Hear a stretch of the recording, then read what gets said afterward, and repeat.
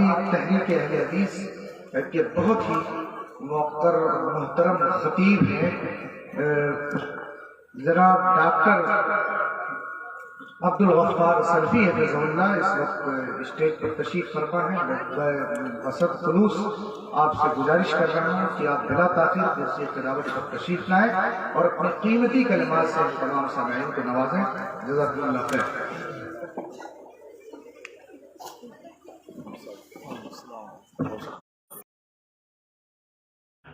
الحمد لله نحمده ونستعينه ونستغفره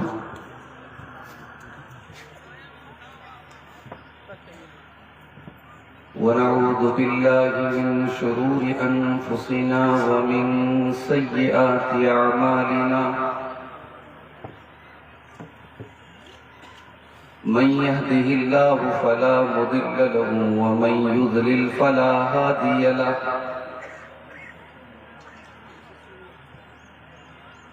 وأشهد أن لا إله إلا الله وحده لا شريك له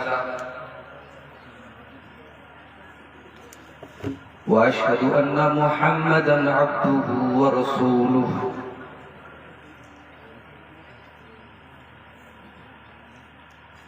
يا أيها الذين آمنوا اتقوا الله حق تقاته ولا تموتن إلا وأنتم مسلمون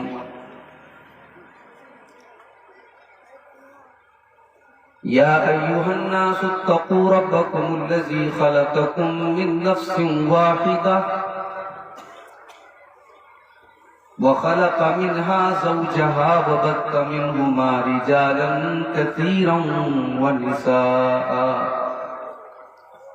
واتقوا الله الذي تساءلون به والأرحام إن الله كان عليكم رقيبا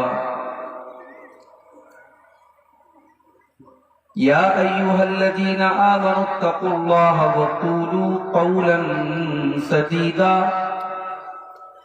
يصلح لكم أعمالكم ويغفر لكم ذنوبكم ومن يطع الله ورسوله فقد فاز فوزا عظيما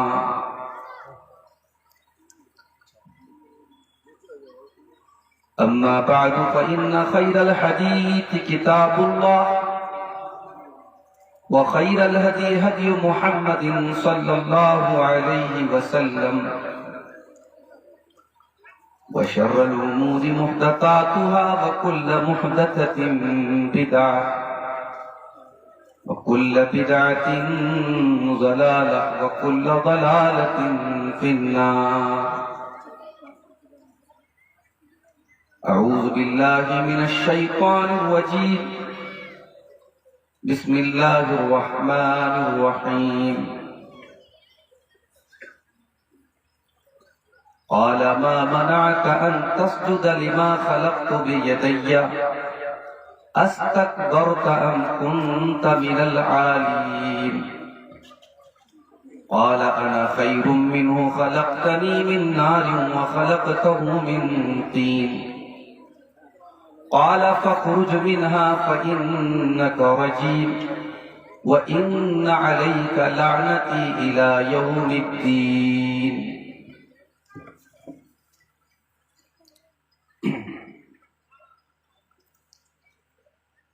کہاں پہ کس کو لکھا ہے کیا کیا یہ انگلیاں خود گواہی دیں گی ہوس کو اظہار پیار سمجھا یہ انگلیاں خود گواہی دیں گی یہ اپنی مرضی کی دینداری ہے قبر و محشر کی شرمساری کیا کس کو بولا کیا کس کو بھیجا یہ انگلیاں خود گواہی دیں گی قرآن سے غفلت سبب موبائل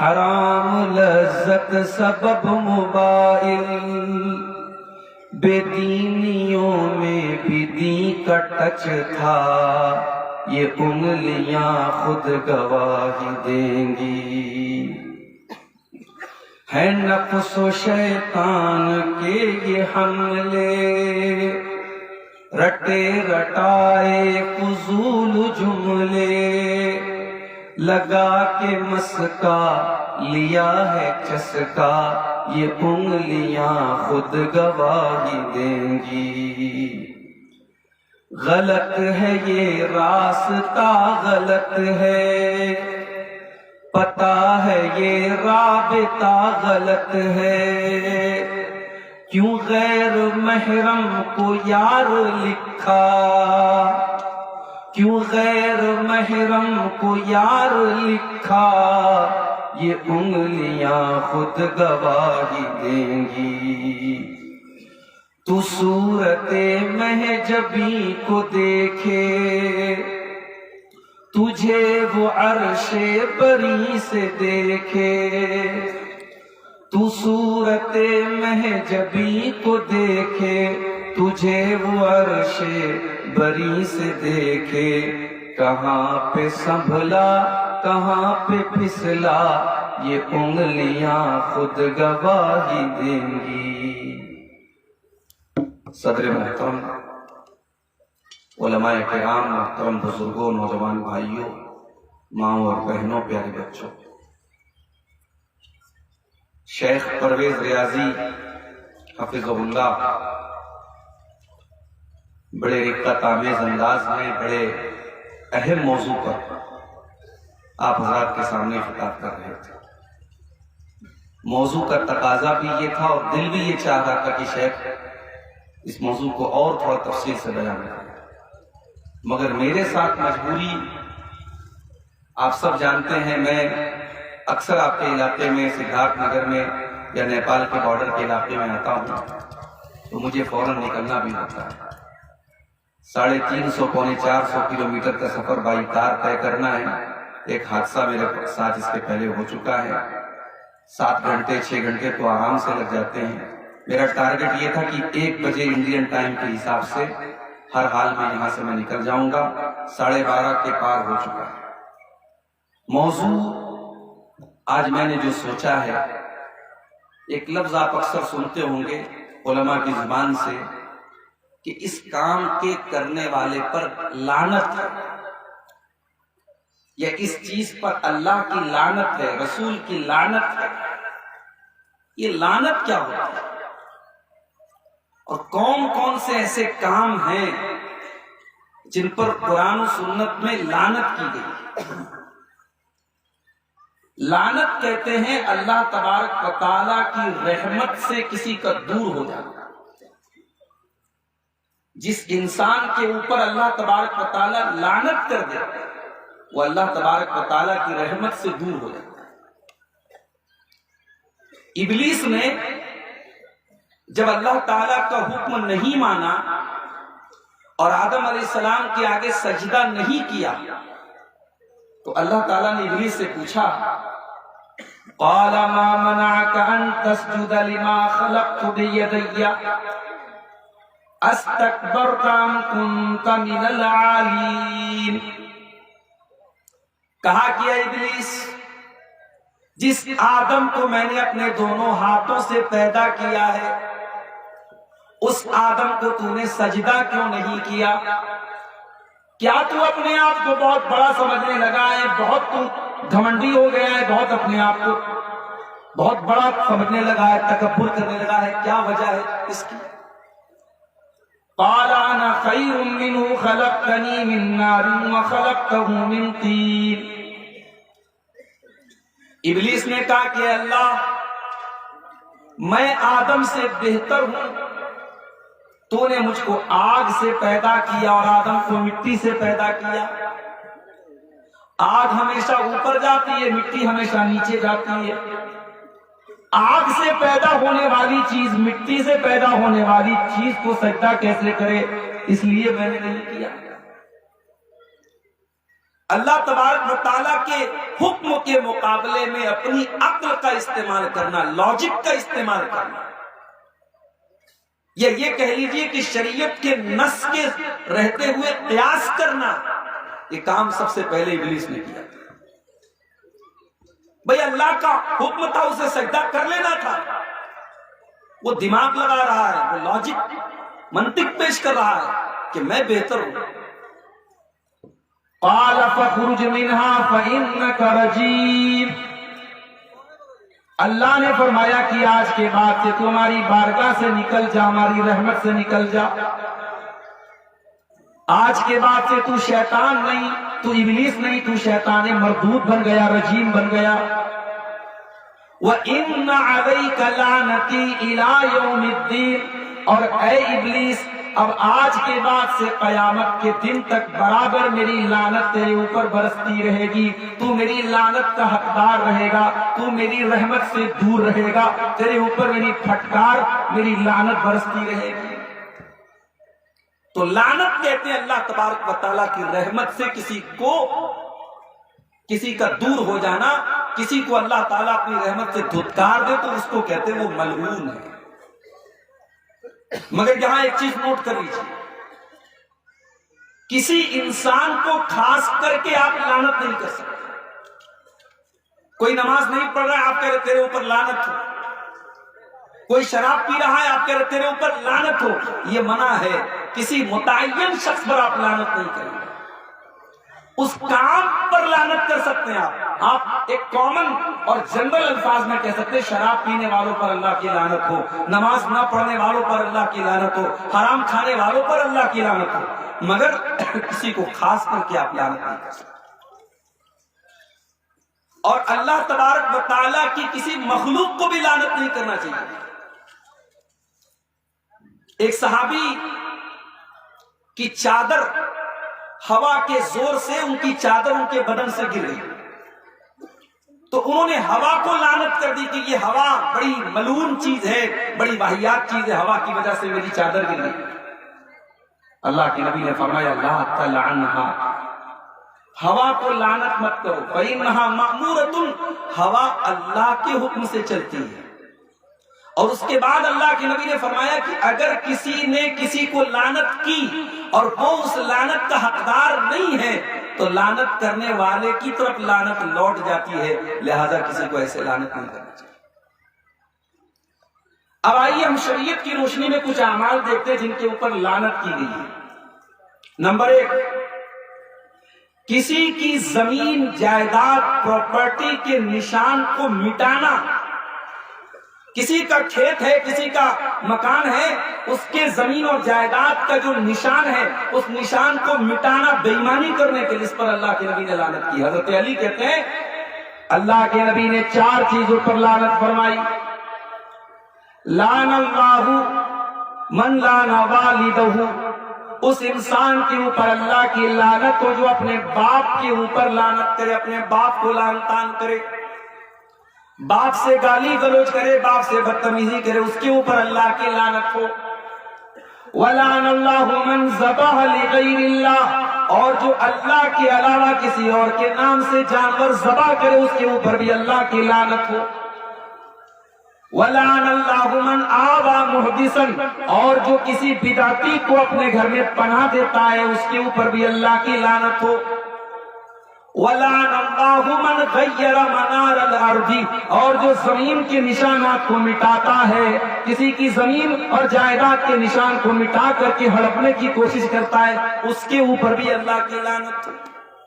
آج یہ چیز بڑی عام ہوتی چلی جائے، ایک دوسرے کا حق مارنے کے لیے انسان بے ایمانی کے کتنے ہتھ کنڈے اپناتا ہے، زمین و جائیداد کے کاغذات میں کتنی ہیرا پھیری کرتا ہے۔ یاد رکھو میرے بھائیوں، اللہ کی لعنت ہوتی ہے ایسے انسان کا، سب ٹھاٹ پڑا رہ جائے گا جب لاد چلے گا بنجارا۔ کسی کی 1 انچ زمین اگر آپ نے ناجائز طریقے سے لے لی تو اسے لے کر کے آپ کو نہیں جانا ہے، آپ کو تو دنیا سے اکیلے جانا ہے، زمین یہی رہ جائے گی، جائیداد یہی رہ جائے گی، اللہ کی لعنت اس انسان کے حصے میں آئے گی جو یہ بے ایمانی کرے گا، جو یہ مکاری کرے گا۔ اور آگے بڑھیے، سود کھانے والے کے اوپر بھی اللہ کی لعنت ہوتی ہے، اور صرف سود کھانے والے کے اوپر نہیں، اللہ کے پیارے نبی فرماتے ہیں، صحیح مسلم کی روایت ہے، لعن اللہ آکل الربا وموکلہ وکاتبہ وشاہدیہ وقالہم سواء۔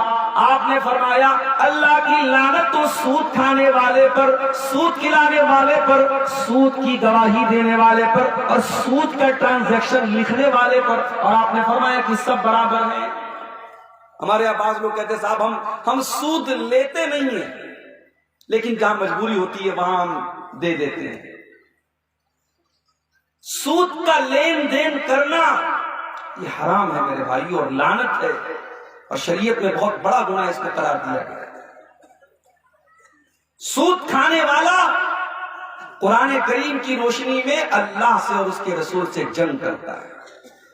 اللہ نے فرمایا قرآن کے تیسرے بارے میں، فَإِن لَّمْ تَفْعَلُوا فَأْذَنُوا بِحَرْبٍ مِّنَ اللَّهِ وَرَسُولِهِ۔ اگر تم نے سود کا لین دین بند نہ کیا، سود کا کھانا پینا بند نہ کیا، تو تم اللہ سے اور اس کے رسول سے جنگ کرنے کے لیے تیار ہو جاؤ۔ اس کے اندر یہ مجال ہے کہ اللہ سے جنگ کرے، اس کے رسول سے جنگ کرے۔ تو سود کھانے والے اور کھلانے والے پر بھی اللہ کی لعنت ہے۔ اور آگے بڑھیے، عبداللہ ابن عباس عبداللہ بن مسعود رضی اللہ تعالیٰ عنہ فرماتے ہیں، لعن اللہ الواشمات والمتوشمات والمتغمسات والمتفلجات المغیرات للحسن المغیرات خلق اللہ۔ عبداللہ بن مسعود کہتے ہیں اللہ کی لعنت ہو ایسی عورتوں پر جو گدنا گودتی اور گدنا گدواتی ہیں۔ آج کل ٹیٹو بن رہا ہے، بعض حضرات اپنی بیوی کے نام کا ٹیٹو بنوا رہے ہیں، محبوبہ کے نام کا تو بنوانے، آج کل بعض لوگ جو ہے بیوی سے بڑی محبت کرتے ہیں تو بیوی کے نام کا ٹیٹو، بیوی شوہر کے نام کا ٹیٹو بنوا رہے ہیں۔ ٹیٹو بنوانے سے محبت ظاہر نہیں ہوتی ہے۔ بیوی سے محبت ہے، بیوی کا حق ادا کیجیے۔ بیوی کو شوہر سے محبت ہے، شوہر کی خدمت کرے، شوہر کی اطاعت کرے۔ یہ ٹیٹو بنوانا حرام ہے میرے بھائی، گدنا گدوانے میں ٹیٹو بنوانا بھی شامل ہے۔ اللہ کی لعنت ہو ٹیٹو بنوانے والی عورتوں پر اور ٹیٹو بنانے والی عورتوں پر۔ کاٹمنڈو آپ چلے جائیں، وہاں کی مارکیٹوں میں غیر محرم مرد عورتوں کو مہندی لگا رہا ہے، ٹیٹو لگا رہا ہے، اور عورتیں جا کر کے وہاں لگوا رہی، مسلمان عورتیں بھی جا کے لگوا رہی ہیں۔ ان کے مردوں کی غیرت کہاں چلی جاتی ہے، ان کے شوہروں کی غیرت کہاں چلی جاتی ہے؟ غیر مرد آپ کی بیوی کا ہاتھ پکڑ کر کے مہندی لگا رہا ہے، یا اس کے گردن پہ یا ہاتھ پہ یا کہیں پر بھی جو ہے ٹیٹو بنا رہا ہے، اس شوہر کی غیرت کہاں مر جاتی ہے؟ وہ شوہر بے غیرت ہوتا ہے، وہ شوہر دیوس ہوتا ہے۔ اللہ کی لعنت اس عورت کے اوپر جو گدنا گودتی ہے، گدنا گدواتی ہے۔ والمتنمسات، اور اپنے آئی برو کو، اپنے بھون کے بالوں کو کاٹنے چھانٹنے والی عورت کے اوپر بھی اللہ کی لعنت ہے۔ اور خوبصورتی کے لیے اپنے دانتوں کے بیچ میں گیپنگ پیدا کرنے والی عورتوں پر بھی اللہ کی لعنت ہو۔ یہ تمام عورتیں اللہ تعالیٰ کی تخلیق کو بدلنے کی کوشش کریں۔ مسئلہ یاد رکھیے، اللہ تعالیٰ نے عورت کو جیسا بنایا ہے اس میں کوئی چھیڑ چھاڑ نہیں کرنا چاہیے۔ ہاں، اگر عورت کے چہرے پر کوئی ایسا بال نکل آئے جو عام طور سے نہیں نکلتا، بعض عورتوں کو مونچھوں کے بال آ جاتے ہیں، بعض عورتوں کو داڑھی کے بال تھوڑے بہت آنے لگتے ہیں، ان کو ریموو کیا جا سکتا ہے۔ یا اگر کسی عورت کی جو ہے آئی برو بہت نارمل سے بالکل الگ ہے، بہت زیادہ گھنی ہے، اچھی نہیں لگ رہی ہے، اس کے شکل و صورت کے لیے عیب ہے، اس کو صحیح کروایا جا سکتا ہے۔ یا اگر بعض لڑکیوں کے دانت جو ہے باہر کی طرف نکلے ہوتے ہیں، اور آج کل ڈینٹسٹ لوگ اس کو باقاعدہ جو ہے تار وغیرہ لگا کے صحیح کر سکتے ہیں، اس میں کوئی حرج کی بات نہیں۔ تو جو نارمل شیپ ہے اس کے ساتھ چھیڑ چھاڑ آپ نہیں کر سکتے۔ اب عبداللہ ابن مسعود نے جب یہ بات بیان کی، عبداللہ ابن مسعود اللہ کے نبی کے بڑے مشہور صحابی تھے، ان کی یہ بات وائرل ہو گئی، عام ہو گئی۔ تو ایک عورت تھی جس کا نام ام یعقوب تھا، اس عورت کے کانوں تک یہ بات پہنچی کہ عبداللہ بن مسعود نے ایسی ایسی عورت پر لعنت کی۔ اس زمانے کی عورتیں بھی بڑی جانکار ہوتی تھی، ہمارے یہاں کی عورتوں کی طرح نہیں ہوتی تھی، یہ دین کے معاملے میں بالکل زیرو ہے۔ معاف کیجئے گا، اگر آپ اپنے گھر کی عورتوں کا جائزہ لے لیں، بڑے موٹے موٹے دین کے مسائل نہیں جانتی ہیں۔ ام یعقوب نام کی اس عورت کو پتا چلا، اس نے عبداللہ بن مسعود کے پاس آ کر کے پوچھا کہ آپ نے ایسی ایسی عورتوں پر لعنت کی ہے، دلیل کیا ہے آپ کے پاس؟ صحابی سے دلیل مانگتی ہے، دلیل کیا ہے، کیسے لعنت کر دی آپ نے؟ عبداللہ بن مسعود نے کہا کہ میں ان عورتوں پر لعنت کیوں نہ کروں جن پر اللہ نے لعنت کی ہے اور جن پر رسول اللہ نے لعنت کی ہے اور جن کا ذکر قرآن میں بھی موجود ہے۔ اب ذرا جملہ سنیے گا اس عورت کا، کہتی ہے قرأت ما بین الدفتین، میں نے پورا قرآن پڑھا ہے، الحمدللہ رب العالمین سے لے کر کے من الجنۃ والناس تک پورا قرآن میں نے پڑھا ہے۔ میں نے پورے قرآن میں کہیں کوئی ایسی آیت نہیں دیکھی جس میں ایسی عورتوں پر لعنت کی گئی ہو۔ اس کا مطلب کہ وہ عورت قرآن کی حافظہ تھی۔ ہمارے یہاں بعض لوگ کہتے ہیں لڑکیوں کو قرآن حفظ کرانے کی کیا ضرورت ہے، بعض لوگ اعتراض کرتے ہیں، جبکہ صحابیات کی ایک بڑی تعداد ہمیں ایسی ملتی ہے جو قرآن کو یاد رکھی گئی۔ بعض لوگ کہتے ہیں عورتیں قرآن کا حفظ کریں گی، بعد میں گھر گرہستی میں لگیں گی، بھول جائیں گی، اس لیے ان کو حفظ نہیں کرنا چاہیے۔ تو یہ کام تو مرد بھی کر سکتا ہے، وہ بھی بھول سکتا ہے، تو مرد کو بھی نہیں کرنا چاہیے۔ اگر کوئی عورت قرآن کا حفظ کرنا چاہتی ہے، قرآن کا حفظ بہت بڑی برکت ہے، اگر کوئی عورت کرنا چاہتی ہے بالکل کر سکتی ہے۔ وہ عورت قرآن کی حافظہ تھی، کہتی میں نے پورا قرآن پڑھا ہے، پورے قرآن میں مجھے کہیں ایسی آیت نہیں ہے۔ عبداللہ بن مسعود نے فرمایا اگر واقعی میں تو نے قرآن پڑھا ہوتا تو تجھے یہ آیت ضرور ملی ہوتی۔ اللہ فرماتا ہے وَمَا آتَاكُمُ الرَّسُولُ فَخُذُوهُ وَمَا نَهَاكُمْ عَنْهُ فَانْتَهُوا، میرا نبی تم کو جو دے دے لے لو، اور میرا نبی جس سے روکے اس سے رک جاؤ۔ اللہ کے پیارے نبی نے ایسی عورتوں پر لعنت کی ہے، اور قرآن کہہ رہا ہے نبی جو دے دے لے لو، لہذا ہم یہ بھی کہہ سکتے کہ قرآن ایسی عورتوں پر لعنت کر رہا ہے۔ پھر وہ عورت کہتی ہے کہ میں نے سنا ہے کہ آپ کی کچھ بیویاں، آپ کے گھر کی کچھ عورتیں بھی یہ کام کرتی ہیں جس پر آپ نے نام لے کے لعنت کی ہے۔ عبداللہ بن مسعود نے کہا کہ جاؤ جا کے چیک کر لو۔ صحابہ کرام کے گفتار اور کردار میں فرق نہیں تھا، وہ جو بیان کرتے تھے اس پر عمل بھی کرتے تھے۔ یہ چیلنج اور یہ دعویٰ صحابہ کرام ہی کر سکتے تھے۔ انہوں نے کہا جا اب جا کے دیکھ میری کوئی بیوی ایسا کام کرتی ہے کیا۔ وہ چیک کر کے آئی، کہتی ہے نہیں معاف کیجیے گا مجھ سے غلطی ہو گئی۔ کہا کہ اگر میری کوئی بیوی ایسا کام کرتی ماں جامعتنا، تو میں اس عورت کو اپنے نکاح میں باقی نہ رکھتا، میرے گھر میں وہ رہنے کے قابل نہ رہتی۔ آج ہمارے یہاں فیشن کے نام پہ کیا کیا ہو رہا ہے۔ ہمارے یہاں کی عورتیں شادی کے پہلے بیوٹی پارلر میں جاتی ہیں، اور بیوٹی پارلر میں ان کے ساتھ میک اپ کے نام پہ کیا کیا ہوتا ہے، ان کے بدن کے ساتھ کیا کیا جو ہے وہ کھلواڑ کرتی ہیں، ویکس ہوتا ہے اور کیا کیا ہوتا ہے، اور بالکل ان کی شکل و حیت کو بدل دیا جاتا ہے، اور یہ سب کچھ دیندار طبقے میں بھی ہوتا ہے۔ تو میک اپ کرنا عورت کے لیے جائز ہے، مگر میک اپ میں شرعی حدود کا لحاظ رکھا جائے۔ اور یہ بات بھی نوٹ کر لو، ایک شادی شدہ عورت کہ میک اپ کا اور اس کی خوبصورتی کا اولین حقدار اس کا شوہر ہے۔ کسی پارٹی میں جا رہی ہیں، شادی بیاہ میں جا رہی ہیں، گھومنے پھرنے جا رہی ہیں، خوب میک اپ کر رہی ہیں، اور شوہر کے لیے کوئی میک اپ نہیں کر رہی ہیں، یہ بہت غلط کام ہے۔ اللہ کے پیارے نبی نے فرمایا ایک بہترین عورت کی نشانی یہ ہے التی تسرہ اذا نظر، جب شوہر دیکھے تو خوش ہو جائے۔ اور آگے بڑھیں، وقت میرے پاس بہت کم ہے۔ لعنت اور کن کاموں پر کی گئی ہے قرآن سنت؟ شراب پینے والے اور پلانے والے کے اوپر بھی لعنت کی گئی۔ ترمذی کی صحیح روایت ہے، حضرت انس بن مالک کہتے ہیں اللہ کے پیارے نبی نے شراب کے سلسلے میں 10 لوگوں پر لعنت کی۔ لانا آسرہا ومعتصرہا وشاربہا وحاملہا والمحمولۃ الیہ۔ آپ نے لعنت کی شراب کے لیے کسی پھل کے رس کو نچوڑنے والے کے اوپر۔ اگر شراب کے لیے کوئی پھل کا رس نچوڑ رہا ہے اس کے اوپر بھی لعنت ہے۔ بہار میں سمستی پور میں ایک صاحب مجھ سے ملے، وہ گڑ کا کاروبار کرتے ہیں۔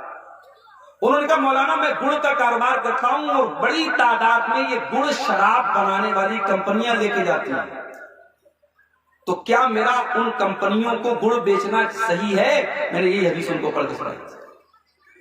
بھائی انگور کا رس نکالنا غلط تھوڑی ہے، سیب کا رس نکالنا غلط تھوڑی ہے، لیکن شراب بنانے کے مقصد سے اگر انگور کا رس نکالا جا رہا ہے، نبی نے لعنت کی ہے، آسی رہا اس کا رس نچوڑنے والے پر، اور جس کے لیے نچوڑا جا رہا ہے اس کے اوپر بھی اللہ کی لعنت ہے، اور شراب پینے والے پر، اور شراب کا برتن اٹھانے والے پر، اور جس کے لیے اٹھایا جا رہا ہے، اور جو بیچ رہا ہے، جو خرید رہا ہے، جو قیمت کھا رہا ہے، سب پر اللہ کی لعنت ہے۔ نیپال کی سرزمین پر ہم سنتے ہیں کہ نوجوانوں میں نشہ کا رجحان بڑی تیزی سے بڑھ رہا ہے۔ نبی کی یہ حدیث ہمارے سامنے ہونی چاہیے۔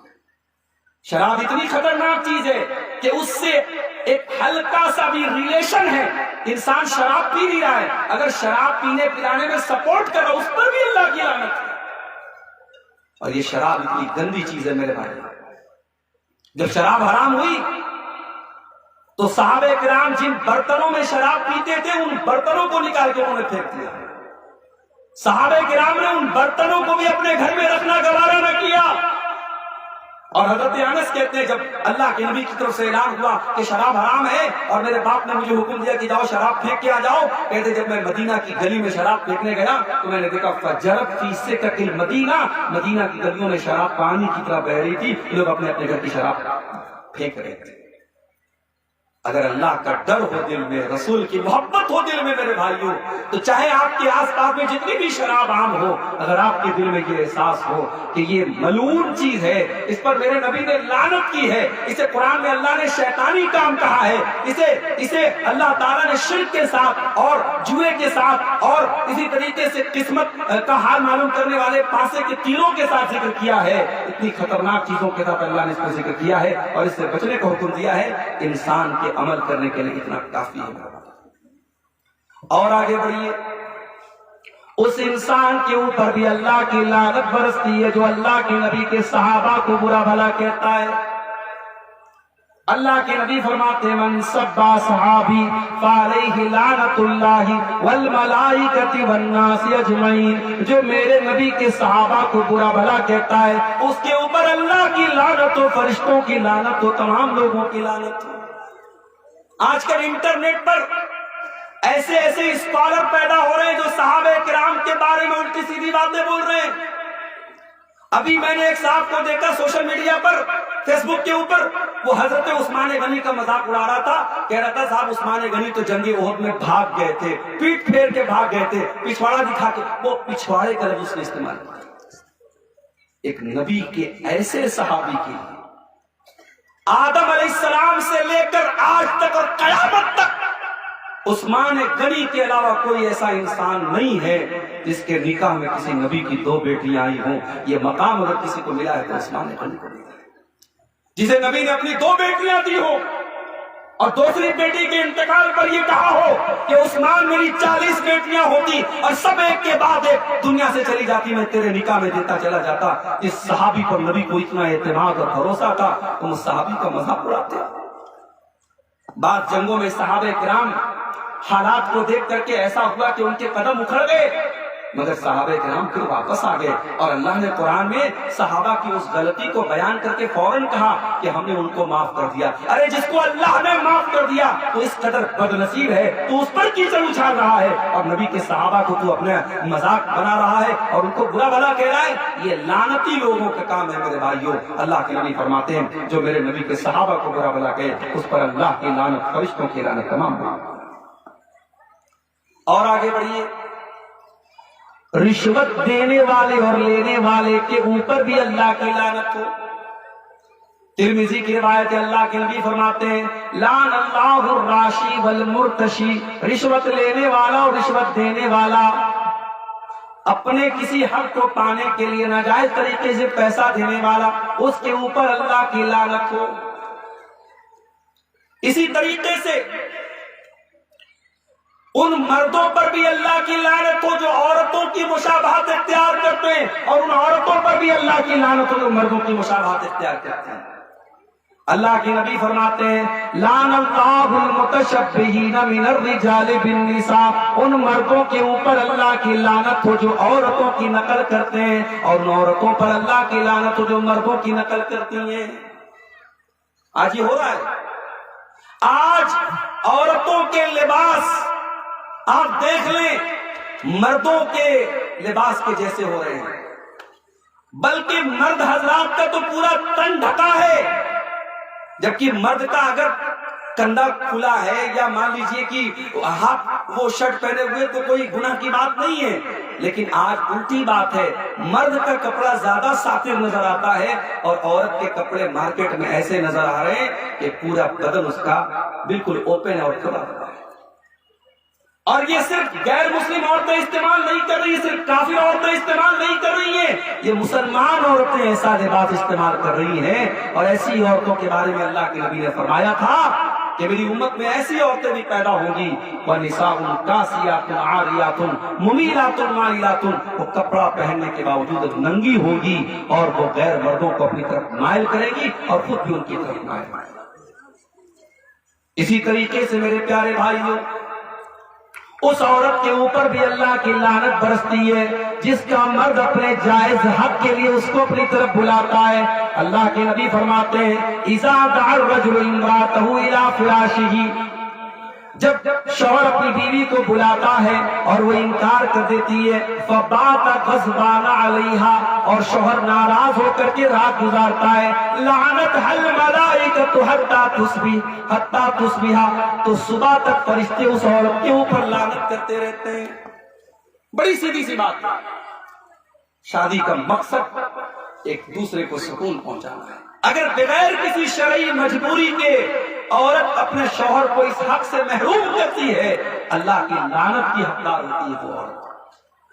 اسی طریقے سے جو مرد اپنی بیوی کے ساتھ صحیح طریقے کے بجائے غیر شرعی طریقے سے اور غیر فطری طریقے سے اس کے قریب جاتا ہے، اس کے اوپر بھی اللہ کی لعنت ہوتی ہے۔ اللہ کے نبی فرماتے ہیں ملعون من اتى امرأته في دبرها، جو انسان اپنی بیوی کے ساتھ غیر فطری طریقے سے، ان نیچرل طریقے سے، شریعت کے خلاف طریقے سے اس کے قریب جاتا ہے، اس کے اوپر بھی اللہ کی لعنت برستی ہے۔ اسی طریقے سے قبروں کے اوپر سجدہ کرنا اور قبروں کو مسجد بنانا، اس کے اوپر بھی اللہ کے نبی نے لعنت فرمائی ہے۔ اللہ کے نبی نے اپنے انتقال کے پہلے فرمایا لعن اللہ الیہود والنصارى اتخذوا قبور انبیائہم مساجد، اللہ کی لعنت ہو یہودیوں کے اوپر اور نصارہ کے اوپر، انہوں نے اپنے نبیوں کی قبروں کو مسجد بنا لیا۔ بلکہ اللہ کے نبی نے دعا کی اللہم لا تجعل قبری عیدا، اے اللہ میری قبر کو تو میرے ٹھیلے کی جگہ نہ بنانا، میری قبر کے اوپر تو میرا ٹھیلا نہ لگنے دینا، میری قبر کو عید کی جگہ نہ بننے دینا۔ آج آپ دیکھ لیں میرے بھائی، ابھی میں جنک پور میں کل گیا تھا رات میں، وہاں بالکل مندر کے قریب میں مزار بھی موجود ہے ماشاءاللہ۔ بلکہ ہندوستان میں تو باقاعدہ جب مسلمانوں کی پہچان ہوتی ہے تو صاحب غیر مسلموں کا یہ سمبل ہے، مسلمانوں کا کیا سمبل ہے؟ ان کے بزرگوں کی مزارات، ان کے بزرگوں کی قبریں، یہ ان کا سمبل اور ان کا نشان نام کرتا ہے۔ اور کتنے قبریں اور کتنی مزاریں ہیں جہاں لوگ سجدے کرتے ہیں اور جا کر کے عورتیں اور مرد وہاں جا کے شرکیہ کام کرتے ہیں۔ اور مولانا الطاف حسین حالی نے بڑا صحیح نقشہ کھینچا ہے اور کہا کرے غیر گربت کی پوجا تو کافر، کواکب میں مانے کرشمہ تو کافر، جو کہ آج پر بہر سجدہ تو کافر، جو ٹھہرائے بیٹا خدا کا تو کافر، مگر مومنوں پر کشادہ ہے راہیں، پرستش کرے شوق سے جس کی چاہے، نبی کو جو چاہے خدا کر دکھائے، اماموں کا رتبہ نبی سے بڑھائے، مزاروں پہ جا جا کے نظریں چڑھائے، شہیدوں سے جا جا کے مانگے دعائیں، نہ توحید میں کچھ فرق اس سے آئے، نہ اسلام بگڑے نہ ایمان جائے۔ بعض مسلمانوں کا ایمان فیویکوئک کی طرح مضبوط ہوتا ہے، قبر پہ سجدہ کرو، پتھر کے آگے سجدہ کرو، بلی کے آگے سجدہ کرو، ان کا ایمان باقی رہتا ہے۔ میرے پیارے ساتھیوں، اپنی توحید کی حفاظت کرو۔ اللہ کے نبی نے لعنت کی ہے اس انسان کے اوپر جو قبروں پر جا کر سجدہ کرتا ہے۔ اور آگے بڑھیے، ایک اور کام ہے جس کے اوپر لعنت کی گئی، فرمایا من عمل عمل قوم لوط فعلیہ لعنت اللہ، جو لوط علیہ السلام کی قوم والا عمل کرتا ہے مرد مرد کے ساتھ بدکاری کرتا ہے، اغلام بازی کرتا ہے، اس کام کے کرنے والے کے اوپر بھی اللہ کی لعنت ہو۔ یہ کام بھی بڑی تیزی سے پھیل رہا ہے معاشرہ، یہ گندگی بھی ہمارے نوجوانوں کے بیچ میں پھیل رہی ہے، اور عدالتوں سے باقاعدہ اب اس کو جواز فراہم کیا جا رہا ہے۔ عدالتیں کہہ رہی کہ صاحب کوئی حرج کی بات نہیں، اگر مرد مرد کے ساتھ سمبند بناتا ہے، عورت عورت کے ساتھ تعلق قائم کرتی ہے، کوئی حرج کی بات نہیں۔ جو کام جانور بھی نہیں کرتا ہے وہ کام آج انسان کر رہا ہے، اور اس کو قانونی مانیتا دی جا رہی ہے۔ میرے پیارے ساتھیوں، اسلام اس عمل کو اس قدر گندا قرار دیتا ہے کہ اگر کوئی اس کام کے لیے پکڑا جائے، اللہ کے نبی نے فرمایا کہ فاعل اور مفعول دونوں کو قتل کر دو۔ اس کام کے کرنے والے اور کروانے والے دونوں پر اللہ کے نبی نے دونوں کو قتل کرنے کی سزا آپ نے فرمائی کہ دونوں کو قتل کر دیا جائے۔ اور آگے بڑھیے، ایک اور عمل ہے جس کے اوپر اللہ کے نبی نے لعنت فرمائی ہے، اور وہ عمل یہ ہے کہ انسان دین کا علم اس کو معلوم ہو اور اس سے اس علم کے بارے میں پوچھا جائے اور وہ اس کو چھپا لے۔ اس کو معلوم ہے کہ کیا حق ہے اور پھر وہ اس کو چھپا رہا ہے۔ ان الذين يكتمون ما انزلنا من البينات والهدى من بعد ما بيناه للناس بالكتاب اولئك يلعنهم الله ويلعنهم اللائنون۔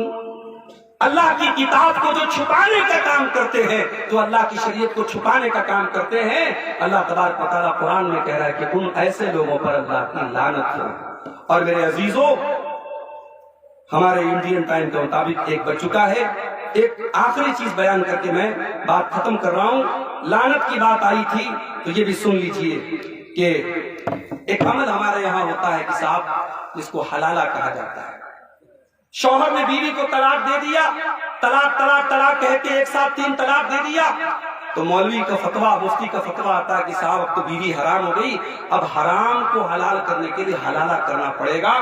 اب ایک آدمی سے کانٹریکٹ ہوتا ہے اور ایک رات کے لیے بیچاری اس عورت کا جس کا کوئی قصور نہیں اور شوہر نے جذبات میں آ کے طلاق دی، سزا اس عورت کو دی جاتی ہے اور اس کو حلالہ کرایا جاتا ہے۔ اور آج یہ چیز اسلام کی بدنامی کا سبب بنی ہے۔ بالی ووڈ میں فلمیں بنی ہے حلالہ کے اوپر، اور آج غیر مسلم طعنہ مارتا ہے اور کہتا ہے کہ اسلام میں تو یہ گندگی ہے، جبکہ اسلام کا دامن اس سے پاک ہے۔ اللہ کے نبی نے لعنت فرمائی، ابو داؤد کی روایت ہے، لعن اللہ المحلل والمحلل لہ، حلالہ کرنے والے کے اوپر اور جس انسان کے لیے حلالہ کیا جا رہا ہے اس کے اوپر بھی اللہ کی لعنت ہو۔ بلکہ ایک حدیث میں اللہ کے نبی نے فرمایا کہ کیا میں تم کو کرائے کے ساڑھ کے بارے میں نہ بتا دوں؟ صحابہ نے کہا ضرور بتائیے۔ اللہ کے نبی نے فرمایا هو المحلل، حلالہ کرنے والا کرائے کا ساڑھ ہوتا ہے، اس کو کرائے پر پکڑا جاتا ہے اور اس سے حلالہ کروایا جاتا ہے۔ تو اس عمل کے اوپر بھی میرے بھائیوں اللہ کے نبی نے لعنت کی ہے۔ اسی طریقے سے اسلام میں نسب کی بڑی اہمیت ہے۔ اگر کوئی انسان اپنے باپ کے علاوہ کسی اور کی طرف اپنے آپ کو منسوب کرتا ہے، مان لیجئے کہ کسی نے اپنے بھائی کے بچے کو گود لے لیا، اپنے بھائی کے بچے کو پالا، اب وہ بڑا ہو کر کے وہ بچہ اپنے باپ کے بجائے جس نے پالا ہے اس کا نام اپنی ولدیت میں لکھتا ہے، تو یہ عمل بھی بڑا خراب عمل ہے۔ اور اللہ کے نبی نے فرمایا من ادعا الی غیر ابیہ، جو اپنے باپ کے علاوہ کسی اور کا نام اپنے باپ کی جگہ لکھتا ہے تو ایسے انسان کے اوپر بھی اللہ کی لعنت ہو۔ تو میرے عزیزوں، یہ اللہ کی لعنت کا حقدار قرار دیے جانے والے چند اعمال ہیں۔ میں اللہ سے دعا کرتا ہوں رب العالمین ان اعمال سے ہم سب کو بچنے کی توفیق عطا فرمائے۔ رب العالمین ہمیں اپنی رحمتوں کا حقدار بنائے اور اپنے لعنت سے اللہ تعالی ہم سب کو محفوظ رکھے۔ آمین۔ وآخر دعوانا الحمدللہ رب العالمین، والسلام علیکم ورحمۃ اللہ وبرکاتہ۔ جزاک اللہ۔ حضرات گرامی، ابھی تک آپ